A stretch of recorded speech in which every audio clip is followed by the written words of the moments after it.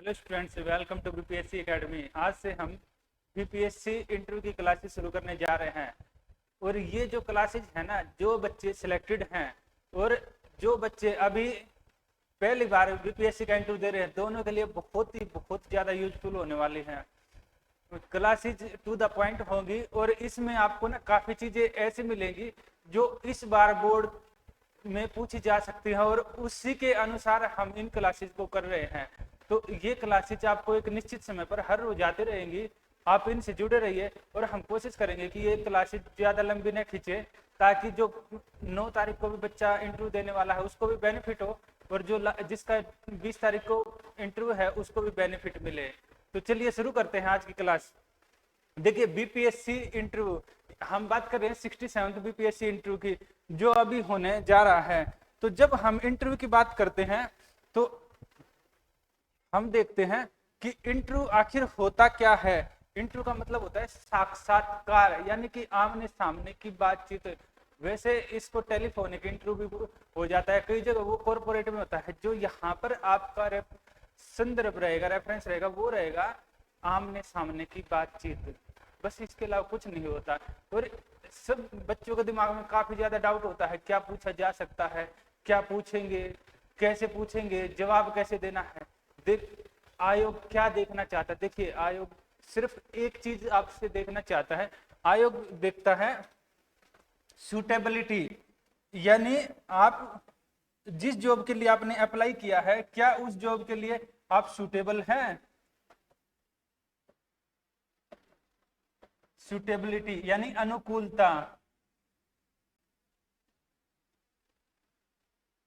यानी ये क्या है अनुकूलता। जैसे जैसे आप अभी जा रहे हैं बीपीएससी आयोग में, और बीपीएससी आयोग में आप कौन सी भर्ती के लिए जा रहे हैं? जो आपकी पोस्ट रहेगी ये आपकी रहेगी एसडीएम से लेकर एक मिनिमम मानते हैं नायब तहसीलदार की, बीडीओ और महिला अधिकारी वगैरह, ये कई सारी पोस्ट रहती हैं। तो यहाँ कौन सा है? यहाँ आपसे प्रशासन में सुटेबिलिटी देखना चाहेगा, यानी ये कैसी सर्विस है? ये है आपकी एडमिनिस्ट्रेटिव सर्विस। एडमिनिस्ट्रेटिव सर्विस यानी प्रशासनिक सेवाएं, प्रशासनिक सेवाएं। बस आयोग और कुछ भी नहीं देखता, यही देखता है क्या आप उन प्रशासनिक सेवाओं के योग्य है। और देखना भी स्वाभाविक है, अगर आप वहां बैठे इन केस आने वाले समय में जब आपकी भी उम्र इतना हो जाता है तो आप भी यही देखेंगे। देखिए, इसके पीछे कंसेप्ट ये रहता है कि सरकार किसी भी अभ्यर्थी है, जो कैंडिडेट है, उसका सिलेक्शन करवाती है। तो उसके बाद क्या रहता है, आपकी ट्रेनिंग करवाई जाएगी। ट्रेनिंग में अच्छा खासा खर्चा होता है सरकार का। ट्रेनिंग के लिए इंस्ट्रक्टर रखती है, उनको सैलरी जाती है, वहां पर अच्छा खासा भवन होता है जो मेंटेन किया जाता है। उसके लिए वहां लैंड होती है, उसका खर्च होता है। इसके अलावा वहां स्टाफ होता है, उसका खर्च होता है। और खाने पीने तक का सारा खर्चा तो सरकार ही उठा रही है ना वहां, तब साथ साथ में आपको कुछ पे भी कर रही है। इसके अलावा जब आप पोस्टिंग होती है आपकी कहीं डिस्ट्रिक्ट में, तो वहां पर भी क्या रहता है, सरकार आपको सारी सुविधाएं देती है। इन केस मैं ये बता रहा हूं कि इसका उपयोग क्यों है और सरकार ऐसी चीजें क्यों देखती है। इन केस अगर आप का सिलेक्शन हो गया, आपको लगा 2 साल बाद नहीं, ये जो मेरे लिए अनुकूल नहीं है, आपने छोड़ दिया, तब क्या होगा? आपने एक पोस्ट खराब किया। इसके अलावा आप उसको आगे नहीं कैरी कर पाए, सरकार का कितना ज्यादा लॉस हुआ है।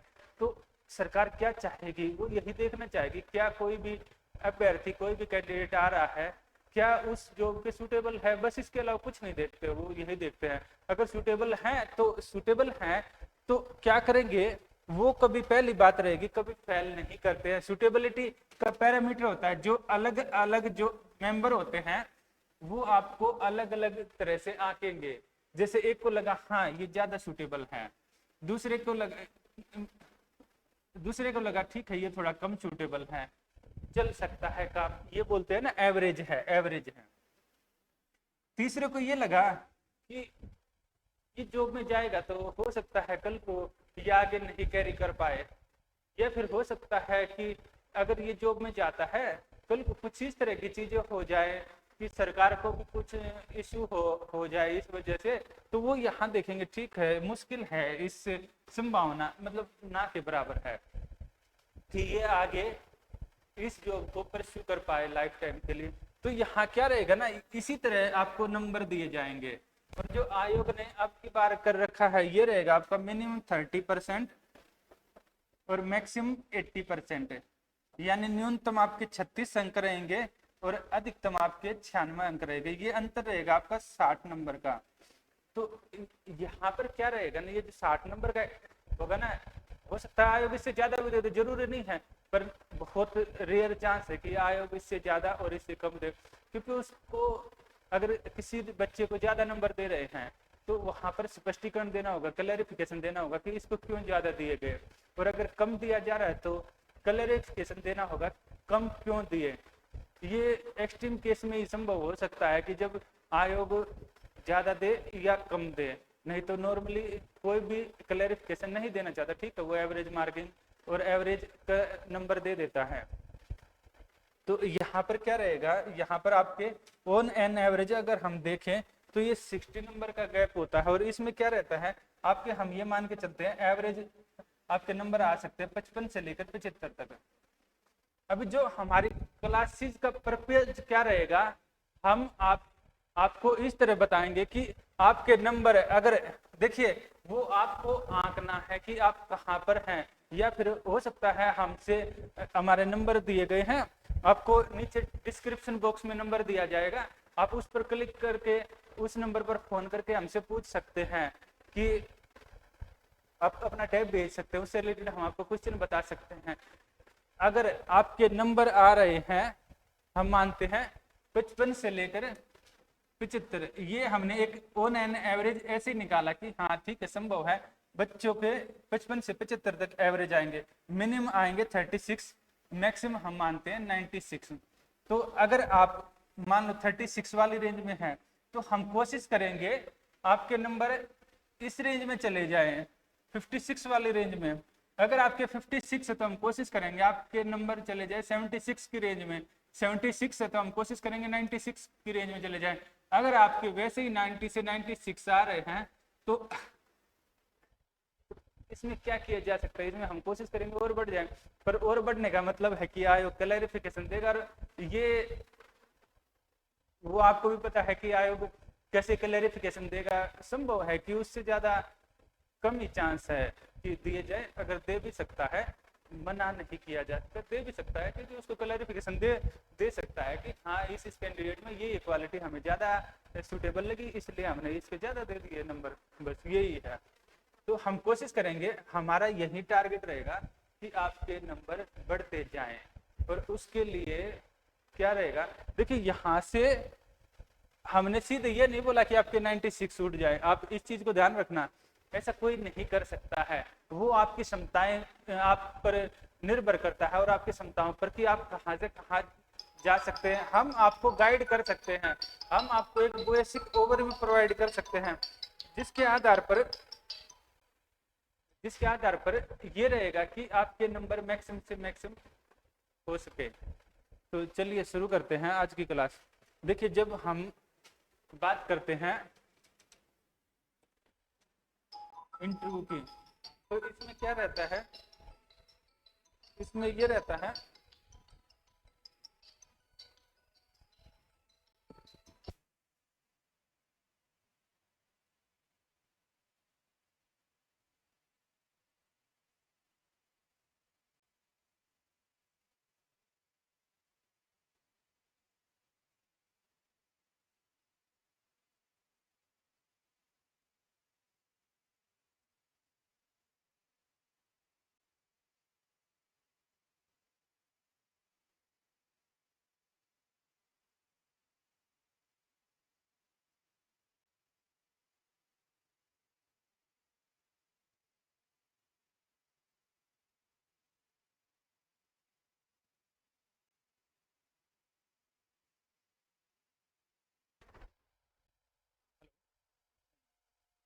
हम बात करते हैं बीपीएससी में जो इंटरव्यू होता है उसमें क्या पूछा जा सकता है, और ये सबसे बड़ा यक्ष क्वेश्चन होता है स्टूडेंट के सामने कि क्या पूछेंगे आयोग, और उसको लेकर बहुत ज्यादा भ्रम की स्थिति रहती है बच्चों में। तो आपको ना एक क्लियर कट आइडिया देते हैं कि आयोग किन किन आयाम से पूछ सकता है और उनको लेकर आप प्रिपेयर हो सकते हैं। तो हम बात करते हैं इंटरव्यू की। यहाँ पर लिखते हैं इंटरव्यू। तो ये है पहला स्टेज रहेगा, इसमें आपका डेफ। देखिए बीपीएससी में डेफ नहीं भरवाया जाता है, आपसे पूछते हैं, पर हम इसमें मान लेते हैं आपके बायोडाटा से रिलेटेड क्वेश्चन। जो भी आप बताएंगे वहां इंटरव्यू में उससे रिलेटेड क्वेश्चन पूछे जाएंगे। जैसे इसमें एक एक करके डिटेल में बात करते हैं। दूसरे जो क्वेश्चन होंगे ये रहेंगे आपके बिहार स्पेशल से रिलेटेड, बिहार स्पेशल। तीसरे रहेंगे नेशनल और इंटरनेशनल, नेशनल और इंटरनेशनल।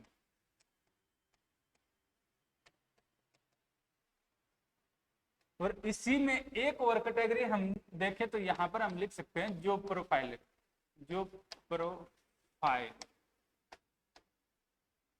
देखिए ये रहते हैं आपका इंटरव्यू ओवरऑल ही नहीं के चारों तरफ घूमता है, और आपका जो एवरेज टाइम ड्यूरेशन रहता है ये आपका रहता है 15 से लेकर ये आपका 30 मिनट तक जाता है। एवरेज टाइम हम मानते हैं इसमें 20 से 25 मिनट रहता है, किसी को कम टाइम मिलता है और किसी को ज्यादा, तो हम 20 से 25 मिनट मार कर चलते हैं।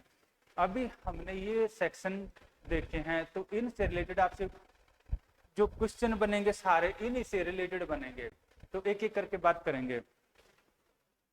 देखिए जैसे बायोडाटा में कैसे क्वेश्चन होंगे, आपका नाम कुछ ज्यादा विशेष है तभी पूछा जा सकता है, नहीं तो यहाँ से संभावना क्षीण होती है।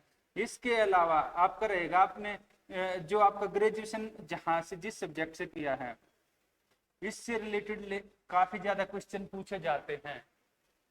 आपका जो डिस्ट्रिक्ट होता है उस डिस्ट्रिक्ट से संबंधित क्वेश्चन पूछे जाते हैं। इसके अलावा यहाँ की क्या खास बात है, क्या विशेषताएं हैं, इसके अलावा अगर आप कहीं जॉब में हैं तो उस जॉब से संबंधित काफी क्वेश्चन पूछे जाते हैं।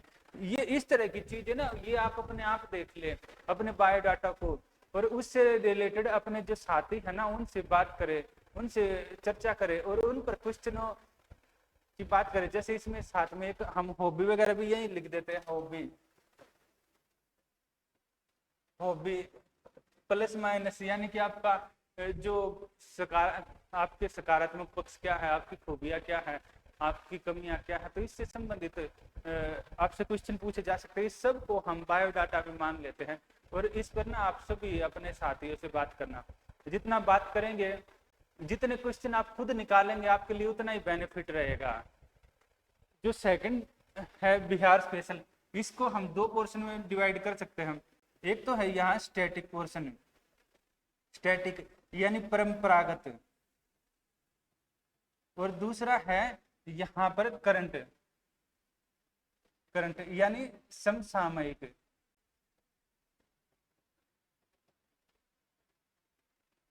इसमें परंपरागत मुद्दे पूछे जाते हैं। देखिए यहाँ ना मुद्दों की बात होती है, जैसे बिहार के जो परंपरागत मुद्दे हैं उन पर पूछा जा सकता है। बिहार में पॉवर्टी का क्या वजह है, बिहार में जो बार बार फ्लड आती है उसका आप प्रबंधन कैसे करेंगे, इस तरह से संबंधित। बिहार में अगर हम लिकर बैन की बात करें तो उससे रिलेटेड क्वेश्चन पूछे जा सकते हैं। देखिए लिकर बैन हम इसको ना ट्रेडिशन में रखेंगे कि काफी टाइम से चल रहा है, बिहार के डेवलपमेंट के लिए क्या किया जा सकता है, इससे संबंधित क्वेश्चन ना आपको यहाँ पर इसको हम ट्रेडिशन में मानेंगे। इसके अलावा करंट में जो हाल फिलहाल की घटनाएं हैं, जो पिछले महीने भर की घटनाएं हैं, उससे संबंधित क्वेश्चन पूछे जाने की संभावना रहती है। जैसे गवर्नमेंट ने कोई स्कीम लॉन्च किया है। इसके अलावा ये रहेगा जैसे अभी सेंट्रल गवर्नमेंट ने महिलाओं से संबंधित आरक्षण विधेयक पारित किया है, इसका स्टेट पर क्या इम्पैक्ट है। इसको हम ना दोनों सेक्शन में डाल सकते हैं कि इसको ट्रेडिशन में भी और समसामयिक वाले में। ट्रेडिशन में महिलाओं, देखिए इशू क्या है करंट अफेयर का कि महिलाओं से संबंधित कानून पारित किया है, पर इसको हम ट्रेडिशन में कैसे डालेंगे, ये रहेगा कि गवर्नमेंट ने जो बिहार में पंचायती राज से संबंधित कानून पारित किया था, उसमें महिलाओं का रिजर्वेशन है, क्या उसकी स्थिति बेहतर हुई है? तो आप इसको कैसे देख सकते हैं, पर ये इशू करंट का है, तो इसको दोनों जगह पूछा जा सकता है। G20 का इम्पैक्ट इंडिया पर, बिहार म्यूजियम से संबंधित क्वेश्चन पूछे जा सकते हैं, क्योंकि वहां पर काफी विजिट हुआ है जो सैलानी हैं उनका, और जो दूसरे देश से जो लोग आए हैं, जो रिप्रेजेंटेटिव आए हैं, उन्होंने काफी विजिट किया, तो इससे संबंधित क्वेश्चन यहाँ बनते हैं। इसके अलावा जो नेशनल और इंटरनेशनल है, इसमें भी दोनों तरह का रहेगा, एक तो स्टैटिक्स पोर्शन रहेगा यानी परंपरागत, दूसरा रहेगा आपका करंट अफेयर से रिलेटेड समसामयिक। स्टैटिक्स में वही जो परंपरागत इशू होते हैं भारत पाकिस्तान से रिलेटेड, बाकी भारत के डेवलपमेंट से रिलेटेड इस तरह के, और बाकी अन्य जो आपके सब्जेक्ट से रिलेटेड होंगे ना वैसे टॉपिक रहेंगे। इसके अलावा क्या रहेगा, करंट अफेयर वाला, करंट अफेयर वाले सेक्शन में ना हम इसमें वो वाले इशू डाल सकते हैं, जैसे यूक्रेन क्राइसिस को लेकर हम डाल सकते हैं। अभी इंडिया और ये आपका फ्रांस, ये आपका कनाडा का इशू चल रहा है, इस पर रिलेटेड कुछ पूछा जा सकता है आपसे, खालिस्तान से रिलेटेड कुछ पूछा जा सकता है, तो ये इस तरह के आपसे पूछे जा सकते हैं, क्रॉस बॉर्डर टेररिज्म से संबंधित कुछ, यानी कि ये इस तरह के जो इशू है ना वो पूछे जा सकते हैं। ये आपका ना करंट अफेयर में आ जाएगा। डिटेल में एक एक करके बात करेंगे हम, उसके लिए निश्चिंत रहिए।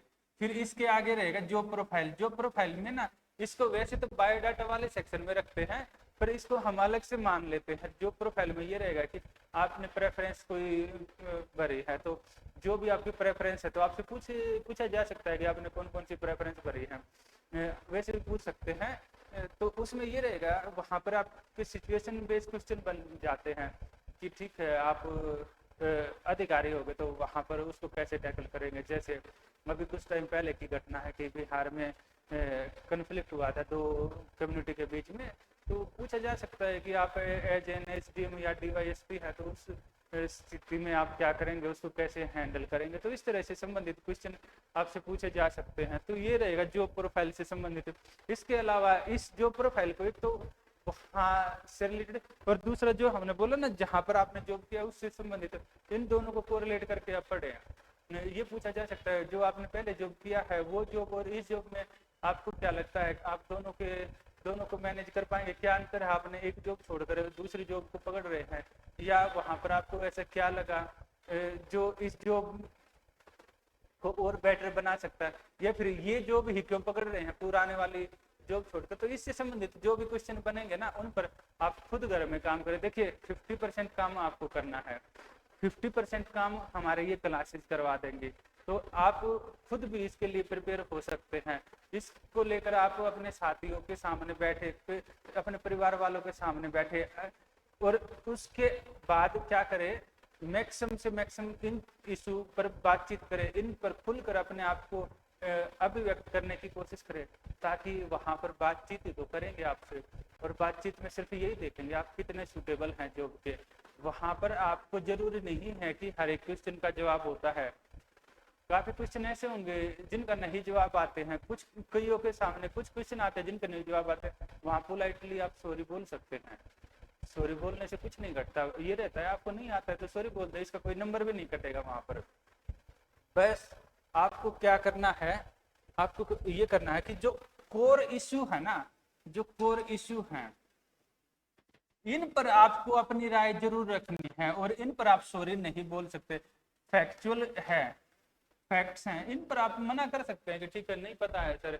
जरूरी थोड़ी ना हर एक व्यक्ति को हर एक फैक्ट का पता हो, कुछ फैक्ट ऐसे हो सकते हैं जिनका नहीं पता हो, वहां आप मना कर सकते हैं। पर जो कोर इश्यू हैं, जैसे आपके वुमेन के इश्यू हैं, वुमेन के बारे में आपकी सोच है, आपकी लिकर बैन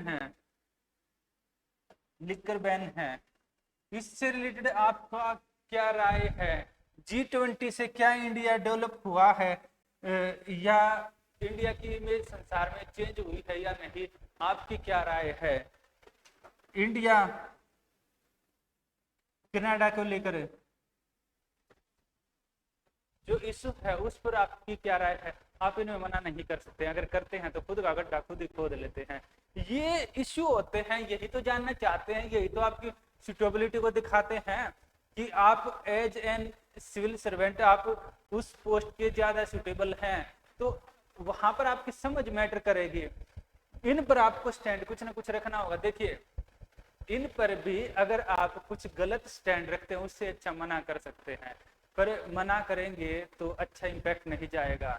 हाँ, अगर आपने गलत रखा उससे और ज्यादा बुरा जाएगा, तो सबसे अच्छा है इन पर अपनी एक सोच बनाए। इसको सोच बनाने के लिए ये रहता है इन मुद्दों के बारे में कुछ स्टडी करें, इन पक्ष विपक्ष दोनों पहलुओं को जाने। ये कुछ इशू रहते हैं, जैसे इसके लिए सबसे अच्छा तरीका आपको ये बता सकते हैं, जो आपके फंडामेंटल ड्यूटी है ना, जो लिखे हैं संविधान में फंडामेंटल ड्यूटीज, आप इनको पढ़ ले और इनको पढ़कर इनके अनुसार काम करें, मनन करें, तो संभव है कि आपके जो आंसर है वो ज्यादा तार्किक और उस आयाम के ज्यादा सुटेबल हो। इसके अलावा आप डीपीएसपी को भी पढ़ सकते हैं, उससे आपको गवर्नमेंट का एक व्यू मिलेगा कि गवर्नमेंट को किस एंगल से काम करना चाहिए, वो आपके लिए काफी बेनिफिशियल होगा। तो इस पर आप काम कर सकते हैं।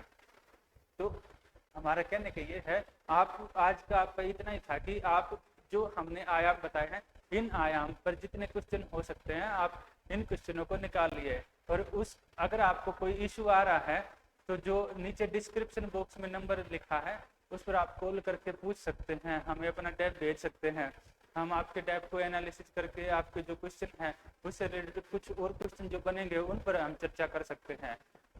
खुश रहिए और कॉन्फिडेंस बनाए रखिए, और इंटरव्यू ना बहुत अच्छा जाने वाला है, आपको बहुत अच्छा जाने वाला है। और इन क्लासेस को अपने ज़्यादा से ज़्यादा जो साथी इंटरव्यू दे रहे हैं उनको शेयर कीजिए, और कल फिर मिलते हैं नेक्स्ट क्लास में। आज के लिए आपका यह होमवर्क है कि जो हमने पहलू बताए हैं इन पहलुओं पर खुद चिंतन मनन करें, अपने साथियों के साथ बैठकर चिंतन मनन करें। और मॉक इंटरव्यू वगैरह करना चाहते हो तो हमारे यहाँ पे मॉक इंटरव्यू हम करवा रहे हैं, काफ़ी अच्छा साउंड पैनल बनाया रखा है, तो आप ज्वाइन कर सकते हैं। ठीक है, थैंक यू। और फ्री ऑफ कॉस्ट है, उसका कोई चार्ज नहीं है, आपको ये बता देते हैं कि जो एक मॉक है पहला उसका फ्री ऑफ कॉस्ट है, क्लासेस का हमारे यहाँ कोई चार्ज नहीं है। तो ठीक है, आप जितना हमसे हो पाएगा हम आपको फ्री ऑफ कॉस्ट चीज़ें प्रोवाइड करेंगे। Thank you very much.